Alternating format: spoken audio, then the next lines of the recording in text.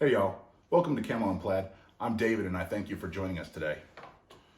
Every year I get questions from friends, family, and coworkers about what they should buy for their first AR-15, their first defensive rifle.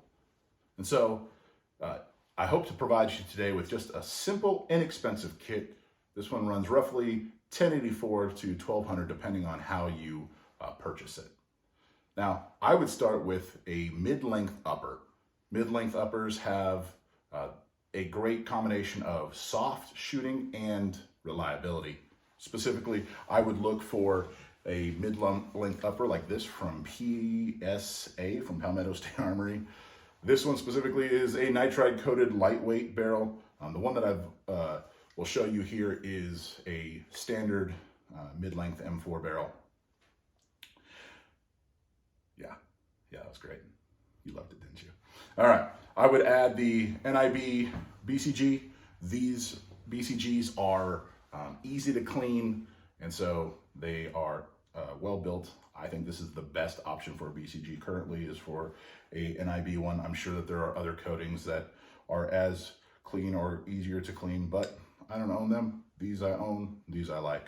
I think PSA has the Toolcraft ones right now for 100 to 110, but you might be able to find the uppers like I did that have them already installed, and that would be my suggestion. One that comes with these MBUS sights is a great option. The Magpul MBUS sight is inexpensive, but it does what it needs to, and it stays out of the way most of the time, which is what you want. The next thing I would do is buy the Palmetto State Armory lower that can coincide with these. This is an EPT based lower. The EPT is like a well-worn OEM trigger without having to do the work to get it well worn. So it's a great trigger. I would add a pair of JP Enterprises lightning springs. They're like $10, but they're about a 4 to 4.5 pound trigger pull. So it's just nice and smooth, and it's an inexpensive upgrade. So I would look for that. You want to buy them separate. So you want to buy the lower and the upper from Palmetto State Armory. What happens is the government puts on completed weapons an extra 11% tax that, well, we shouldn't have to pay because it's unconstitutional, but hey, the government doesn't actually care what the law says. So if you buy them separate, you'll save yourself some money. Like I said, 11% for buying an incomplete firearm. So those are the two items I would buy. With those, I would buy myself a red dot. I personally right now would buy the Romeo 7S. I think it is a great bang for the buck. It's $99. It has shake-awake technology, their MOTAC, and so that means it falls asleep when it's not being used, and it wakes up when you're ready to use it. It runs off of AAA batteries, and it's $100. So it's a great purchase price and a great purchase option with a lot of things that are attached to it. Yep. All right. Next, we need magazines, right? Magazines are what feeds our weapon. I would start with two 20-round mags. I like 20 rounders to be in my firearm for the base because they fit into bags better. And so there's more bags that are available. They take up less room. And when you're putting them in your car, they allow the firearm to get a little bit closer to the ground so they don't stick up as high. So two 20-round mags.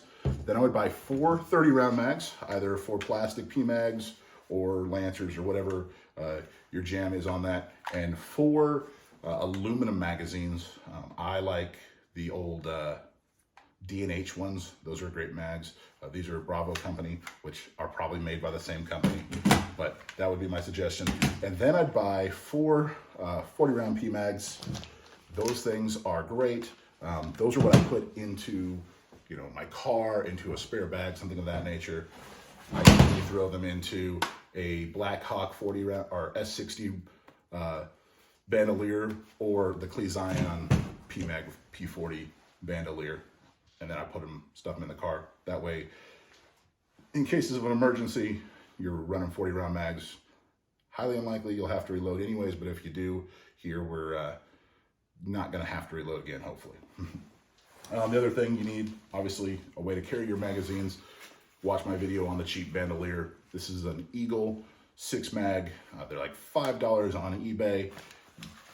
They will only hold 6 aluminum mags. They will not hold 6 PMags. If you want one that will hold 6 PMags, a nice inexpensive option is the one from Voodoo Tactical. I think they're $15 over at Mad City Outdoors. So that's what I would get. 2 20 rounders, 4 30 rounders, 4 40 rounders. Then we need ammunition. All right, for ammunition right now, get brass cased. PMC, I think, is running around 40 cents a round. The Igman right now is somewhere between 35 and 40 cents a round.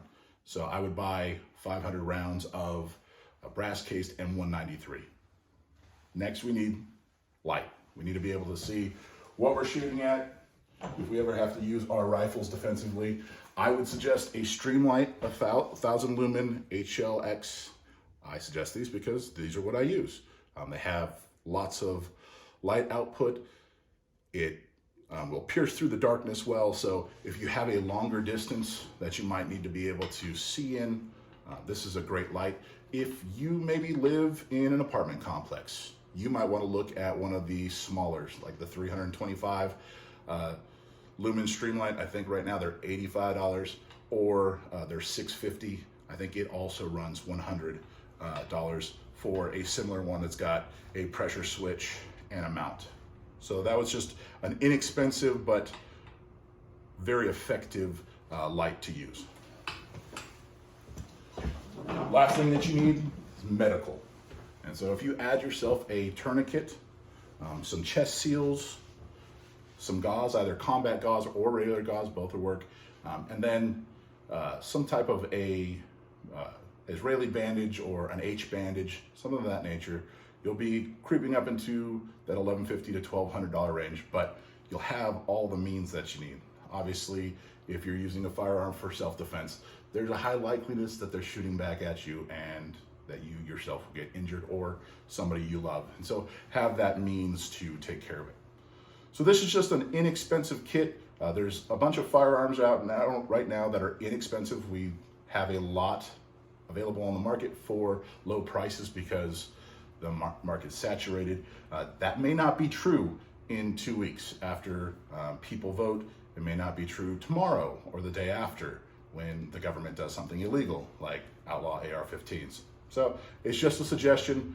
We've seen this many times, but it keeps happening. So if you need a inexpensive new rifle, or this is your first time, this is a kit that I think that will help you. Mid-length AR-15, 10 magazines, 500 rounds of ammunition, a means to carry it, and some medical.